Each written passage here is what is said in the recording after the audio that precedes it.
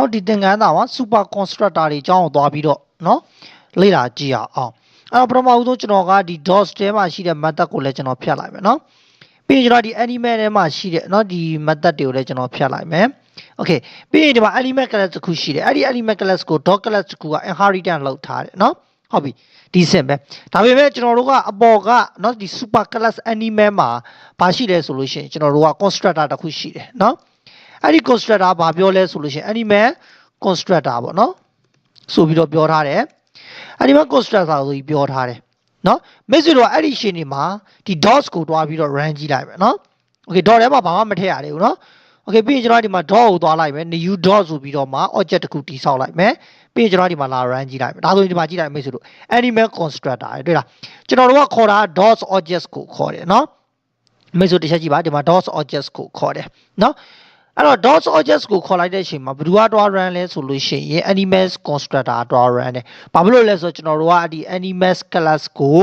extend လုပ်ထားလို့ inheritance လုပ်ထားလို့ပေါ့เนาะဟုတ်ပြီဒီမှာတစ်ဆက်အဲ့တော့ကျွန်တော်ကဒီမှာ dot ဆိုပြီးတော့မှ constructor တစ်ခု dot constructor တစ်ခုတိဆောက်လိုက်မယ်အဲ့ဒီမှာဘာပြောမလဲဆိုရင် dots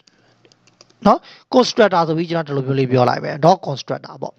ပြီးရင်မိတ်ဆွေတို့ကသွား run ကြည့်လိုက်အဲ့လို run မယ်ဆိုဒီမှာ constructor နှစ်ခုစလုံးထ run လိမ့်မယ်တွေ့လားနော် constructor နှစ်ခုစလုံးထပြီး run သွားတယ်ကျွန်တော်တို့ကအစောပိုင်းတော့ကနော်ဒီ method override လောက်တာအောင်မိတ်ဆွေတို့သိတယ်နော်အစောပိုင်းသင်ခန်းစာမှာကျွန်တော်သင်ခဲ့ပြီးသားနော်အပေါ်မှာ run ဆိုတဲ့ method တစ်ခုတိဆောက်ထားတယ်အောက်မှာ run ဆိုတဲ့ method တစ်ခုတိဆောက်တယ်ဆိုအောက်က run method ကိုပဲအလုပ်လုပ်သွားလိမ့်မယ်သူကနော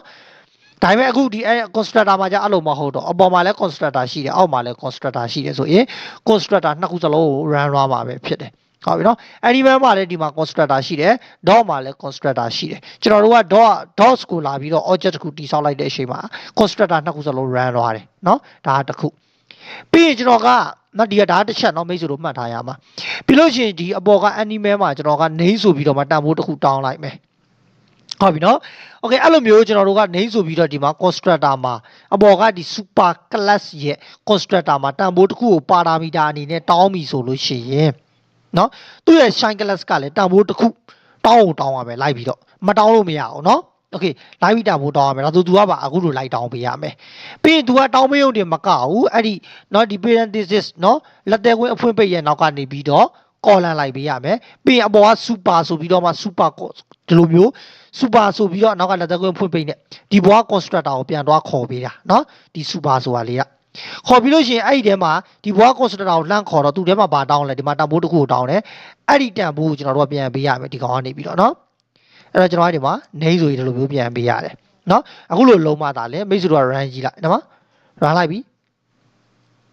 okay run တော့ဒီမှာဒီဘာဖြစ်လဲ dot ထဲမှာတန်ဖိုးတစ်ခုကိုသူကထည့်ခိုင်းတယ်ဘာဖြစ်လို့လဲဆိုတော့ဒီမှာကြည့်လိုက် dot ကတန်ဖိုးတစ်ခုကိုတောင်းနေနော် constructor အားကြောင့်မို့လို့ဒါဆိုရင်ကျွန်တော်အောင် net ဆိုပြီးဒီမှာပေးလိုက်မယ်နော်အောင် net ပြီးတဲ့အခါမှာမိတ်ဆွေတို့ဒီမှာလာပြီးတော့ run ကြည့်လိုက်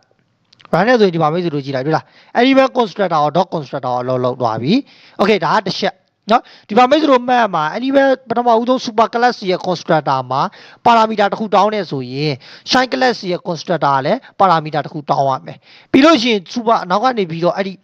ီနော်ဒီ parameter ဟိုတာလက်သက်ခွဲအဖွင့်ပိတ်လေးရဲ့အနောက်ကနေပြီး column super ဆိုပြီးတော့မှအခုလိုလက်သက်ခွဲအဖွင့်ပိတ်ကလေးနဲ့အပေါ်က super class ရဲ့ constructor ကိုလှမ်းခေါ်ပေးရတယ်နော်ဒီ super ဆိုတာလေးကဘာလဲဆိုအပေါ်ကဒီ constructor ကိုလှမ်းခေါ်နော်ခေါ်ရချိန်မှာဒီမှာတာဘိုးလေးတစ်ခုထည့်ပေးလိုက်ရတယ်နော်okay အဲ့တော့ကျွန်တော်ကဒီ dot ကနေပြီးတော့မှလက်ခံထားတဲ့တန်ဖိုးလေးကိုပဲအဲ့ဒီ super တွေကိုထည့်ပေးလိုက်မယ် name ဆိုပြီးတော့ဒီ name ဆိုတာတွေကဒီမှာ dot ကနေလက်ခံထားတာเนาะအဲ့ဒီ dot ကဘယ်ကလက်ခံတာလဲဆိုဒီမှာเนาะ dot object ထဲမှာတန်ဖိုးထည့်ပေးလိုက်တာเนาะ okay